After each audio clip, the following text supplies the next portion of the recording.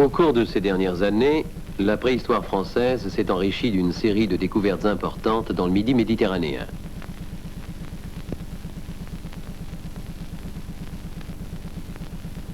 La grotte de l'Ortus a permis de reconstituer l'évolution des climats et des paysages d'un épisode important de la dernière glaciation, le deuxième stade vurmien.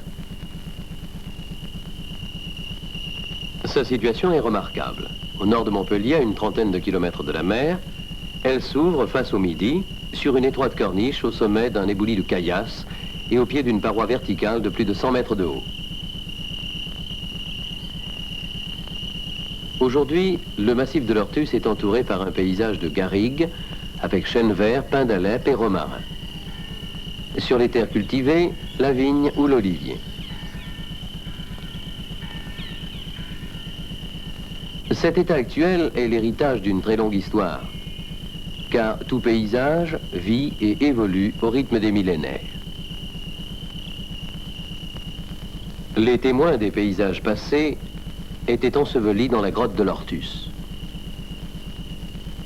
De 1960 à 1965, 5 campagnes de fouilles ont été nécessaires à une équipe pluridisciplinaire de la Faculté des sciences de Marseille pour extraire les blocs, les cailloux, les sables, les argiles, les ossements, les cendres et les pollens fossiles qui s'étaient accumulés au cours de la dernière grande glaciation du Quaternaire.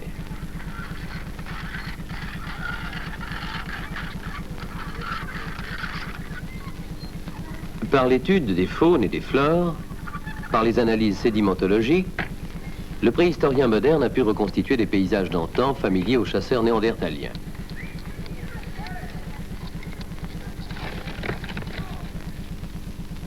La grotte et le fossé de l'Ortus sont maintenant dégagés.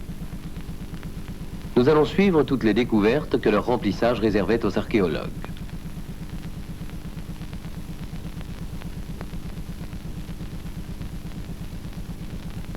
L'histoire géologique la plus ancienne est mal connue. La grotte fait partie d'un réseau de galeries et d'avennes creusées dans les calcaires vallonginiens.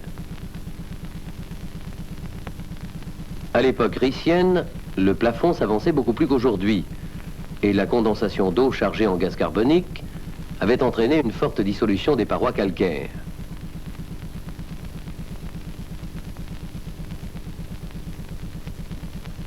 Les indications deviennent plus précises au début de la glaciation vurmienne, il y a 80 000 ans environ. Le climat est alors très humide. Dans le fossé et le couloir de la grotte s'accumulent des sables lités jaunâtres. Ils sont déposés par les eaux de ruissellement.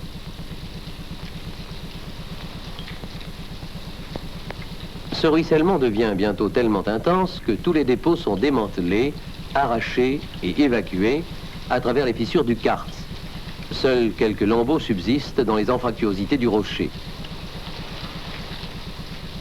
Sous un climat toujours très humide, le fossé est rempli à nouveau par des sables argileux rougeâtres au cours de la deuxième partie du Wurm 1. À la fin de cette période, le froid se manifeste et le gel détache quelques pierres du plafond.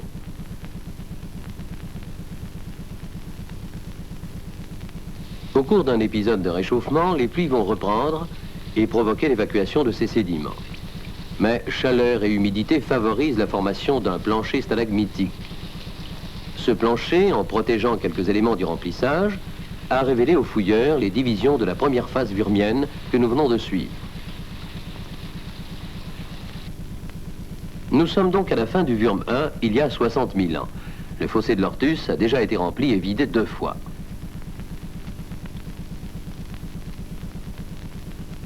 Pendant le Wurmien 2, qui durera 20 000 ans, les sédiments s'accumuleront sur près de 7 mètres d'épaisseur, ce qui est exceptionnel. Leur étude va nous permettre de connaître en détail cette période. Tout d'abord, le fossé recommence à se remplir. Au cours des fouilles, les couches sont dégagées une par une. Leurs éléments constitutifs sont disséqués et classés par taille.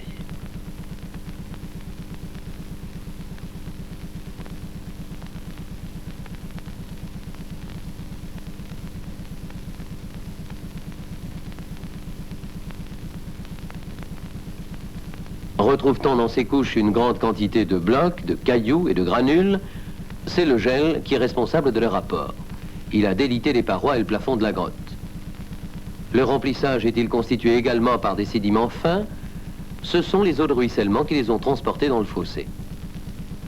Les dépôts de la phase 1 indiquent un climat assez froid et très humide.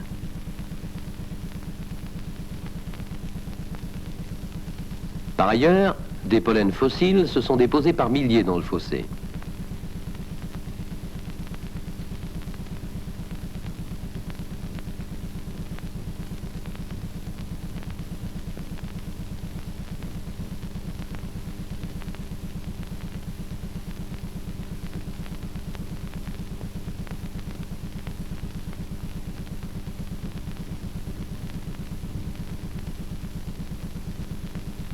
Des pollens de ces espèces ont été isolés dans les couches de la première phase.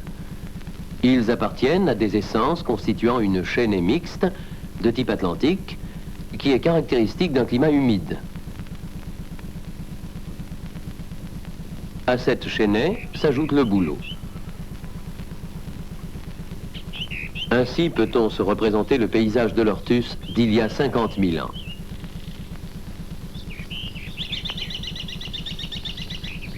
Sur les hauteurs s'étendent des forêts de conifères. Dans la plaine, pins sylvestres et chênes à feuilles caduques voisinent avec les charmes et les bouleaux. L'humidité de cette époque était suffisante pour les essences exigeant un degré hygrométrique élevé.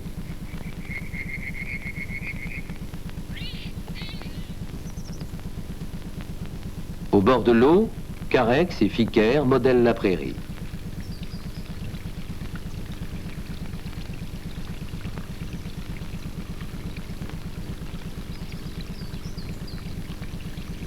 Ce paysage du Quaternaire va se modifier plusieurs fois au cours des millénaires qui suivront. Tout d'abord intervient un épisode de réchauffement qui ralentit la sédimentation. Puis, des blocs et des cailloutis de grande dimension éclatés par le gel signalent le retour du froid. C'est la phase 2, aux conditions climatiques semblables à celles de la première.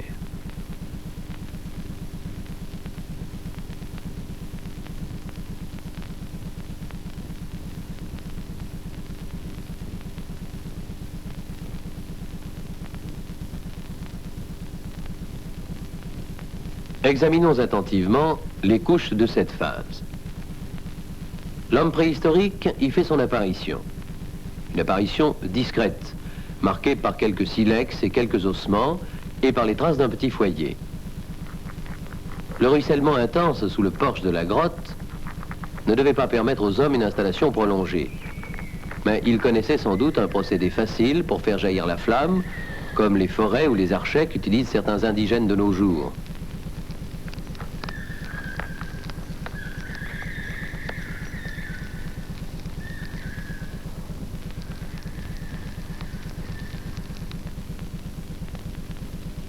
Abandonnons la phase 2. Ces vestiges sont recouverts par l'arrivée de nouveaux sédiments. Nous sommes maintenant dans une période tempérée, l'interphase 2-3. Le climat plus doux et plus sec ne convient pas aux essences des régions froides et humides, et le pin s'installe souverainement.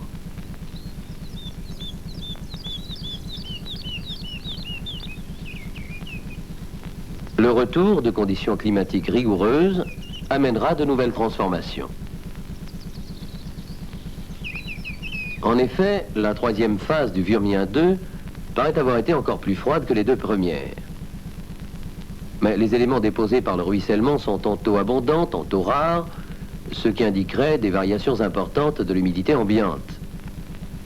Les pollens montrent que le pin et le chêne rivalisent. Tantôt l'un est dominant, tantôt il recule au profit de l'autre.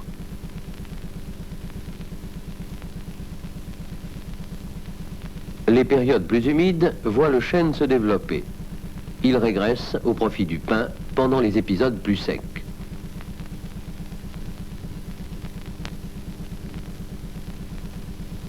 Cette alternance semble se prolonger entre les fougères, favorisées par l'humidité, et les graminées qui préfèrent une relative sécheresse.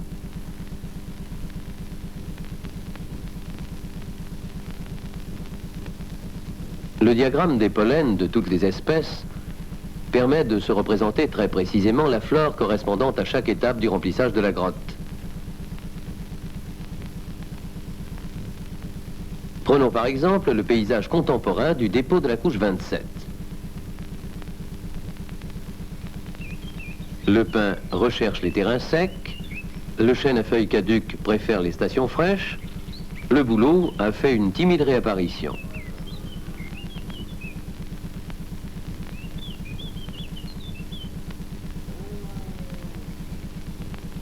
Bien entendu, ce sont les ossements de cerf et laf, découverts dans le fossé, qui signalent le passage de cet animal.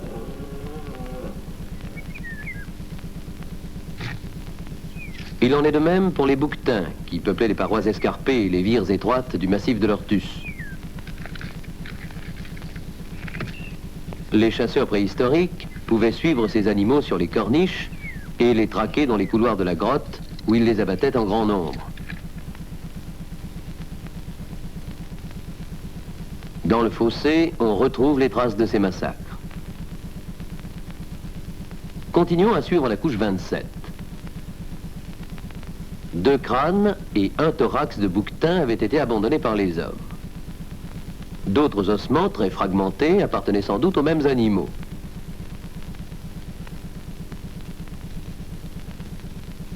Sur la couche 28, les ossements de 5 bouquetins voisinent avec les fragments d'un bois de cerf, une mandibule de lionceau et une canine de lynx.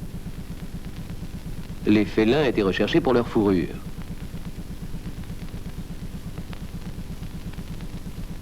Sur la couche 29, outre les vertèbres cervicales, dorsales et les côtes d'un thorax complet, les fouilleurs ont identifié les ossements correspondant à 6 bouquetins. L'étude attentive de ces vestiges livre aujourd'hui des conclusions inattendues.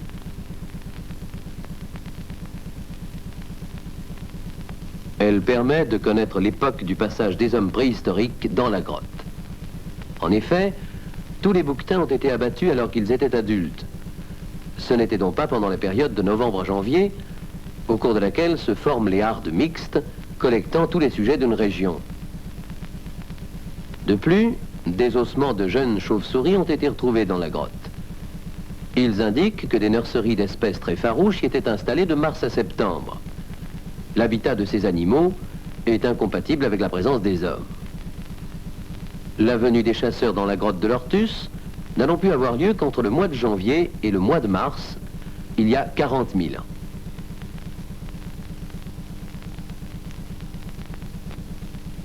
Pour abattre avec des armes élémentaires des animaux aussi agiles et sauvages que le bouquetin et le cerf, les hommes devaient nécessairement se regrouper et pratiquer des chasses communes, ce qui implique une organisation sociale.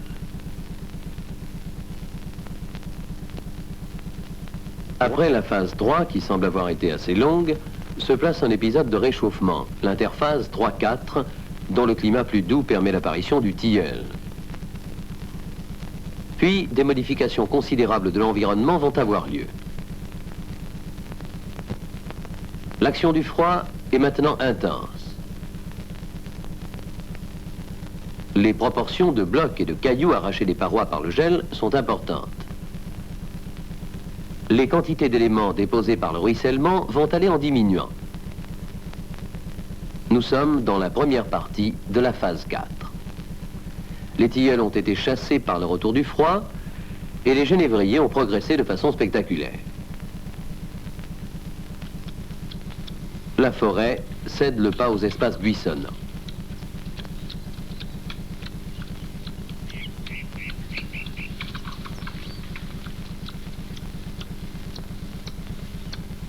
Le cerf est toujours présent dans les sous-bois de feuillus et de pins, et le loir grignote des glands. Mais rien ne laisse présager, rien ne permet d'expliquer le changement brutal qui va bientôt s'opérer.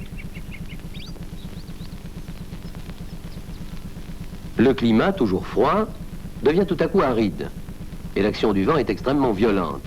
Elle accumule une grande quantité de poussière dans le fossé. La végétation est bouleversée. Le pourcentage de pollen d'espèces arboréennes, qui était dans la première partie de la phase de 50 à 75%, devient voisin de 5% seulement, et sera le fait du pin et du noisetier qui seuls résisteront au froid et à la sécheresse. Le chêne et les essences l'accompagnant habituellement, ainsi que les genévriers, disparaissent totalement. La forêt a laissé la place à une véritable steppe à graminées et à composer.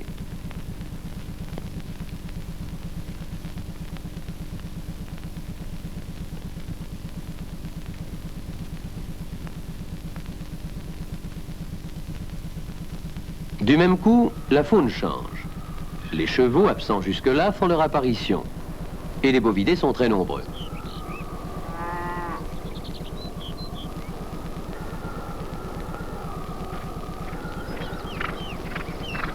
On peut se demander en quoi un changement brutal du milieu naturel a pu affecter la vie des hommes préhistoriques.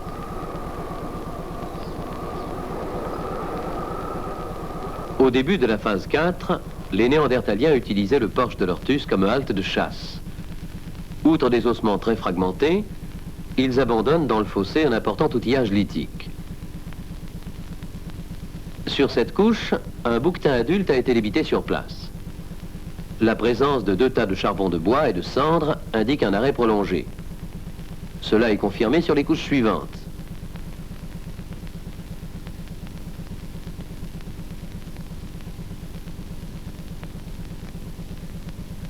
Lors de la deuxième partie de la phase 4, le nombre d'outils augmente encore.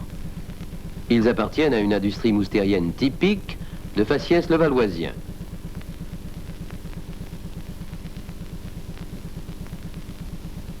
La venue des chasseurs déborde maintenant sur la période d'installation des nurseries de chauves-souris. Les espèces farouches, comme le grand myotis, ont disparu. Elles sont remplacées par des espèces plus tolérantes, comme le rhinolophe. La présence des hommes était donc plus fréquente et plus longue que précédemment. Par ailleurs, on retrouve toujours des bouquetins adultes et un cerf abattu à l'âge de 8 mois. On peut en déduire que la venue des Néandertaliens à l'Ortus s'échelonnait alors entre le mois de janvier et le mois de mai. Sans doute, l'assèchement du climat, en provoquant l'arrêt du ruissellement, favorisait-il une installation plus confortable et prolongée des hommes dans le fossé.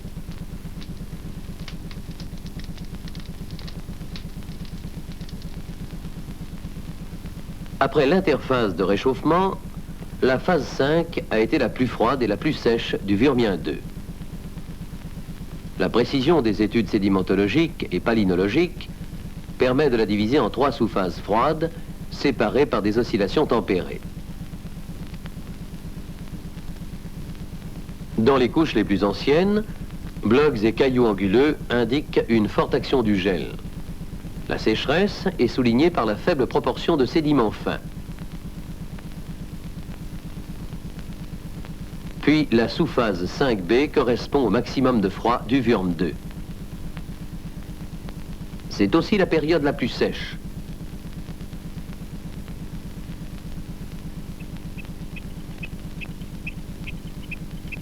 Les arbres sont maintenant très rares, la steppe a envahi le paysage. C'est le royaume du cheval.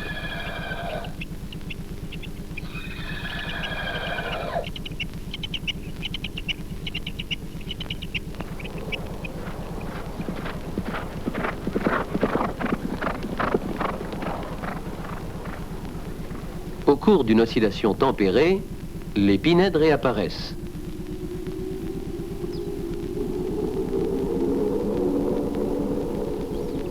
Puis, à la fin du Wurm II, le climat devient extrêmement sec. Seul le pin résistera avant que les herbacées n'envahissent la plaine. Les outils en silex sont très abondants dans les dépôts de la phase 5. Mais les Néandertaliens ne confectionnaient pas leurs outils sur place.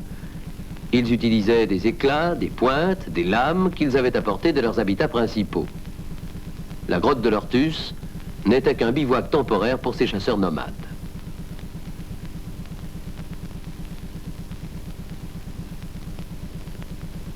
Si les ossements de bouquetin sont toujours les plus nombreux, le produit de la chasse est maintenant très varié. Cerfs et chevreuils, bovidés, chevaux, renards, lynx, panthères, oiseaux, lapins figurent au tableau. Le passage des hommes dans la grotte a maintenant lieu en été. Cette mandibule d'un jeune bouquetin adulte, qui n'a pas encore perdu sa dentition de lait, indique que l'animal a été abattu en été. La proportion importante de jeunes chauves-souris dans une population qui a fortement diminué confirme cette indication.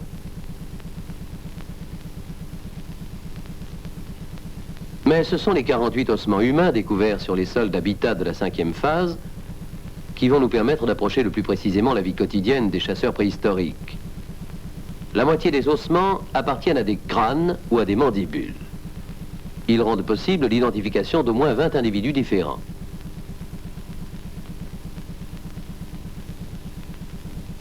La disposition de ces restes humains est frappante. Ils sont toujours associés à des ossements de bouquetin.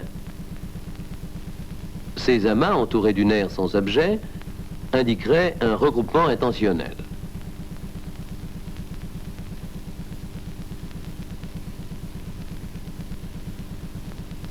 La couche 14 a livré le plus grand nombre d'ossements humains. Les restes d'au moins 6 individus différents sont répartis avec les débris osseux de 12 bouquetins. Là encore, crânes humains et crânes de bouquetins sont étroitement mêlés.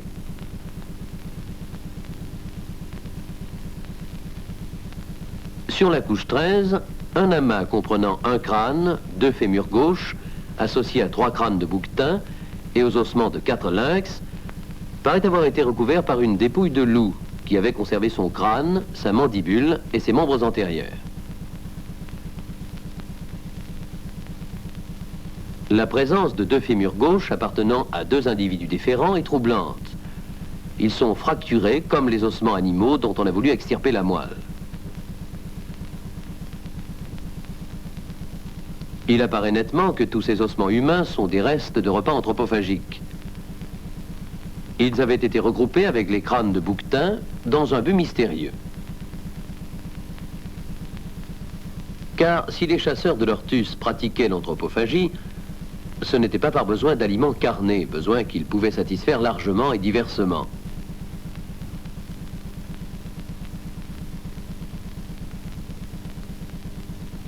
Sans doute s'agit-il d'un cannibalisme rituel dont les motivations nous échappent.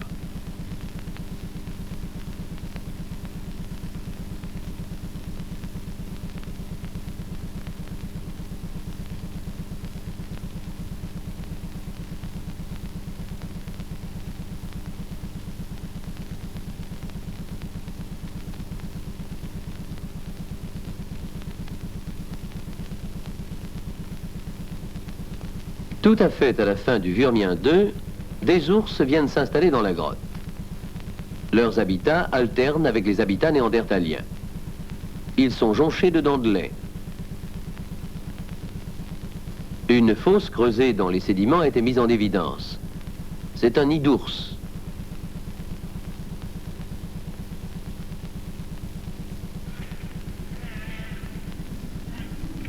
En l'absence des hommes préhistoriques, le fossé de l'Ortus, qui était alors presque comblé, ne présentait plus de danger pour les oursons.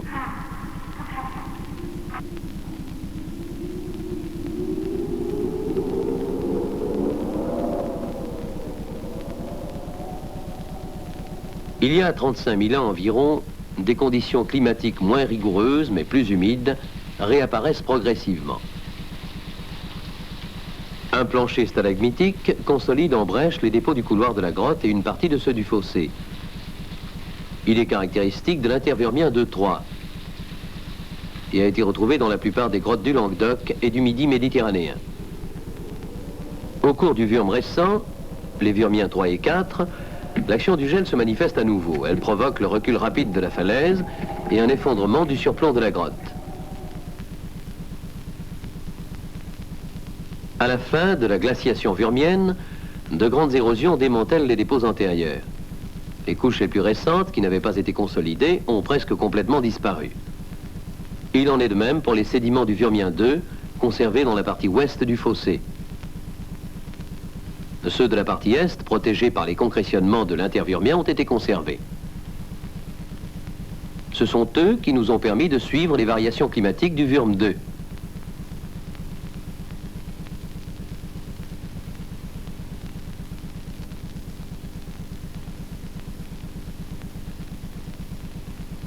La mise en évidence d'oscillations plus ou moins froides et plus ou moins humides pendant toute cette période est un résultat extrêmement important pour la connaissance des rapports de l'homme préhistorique avec son milieu naturel.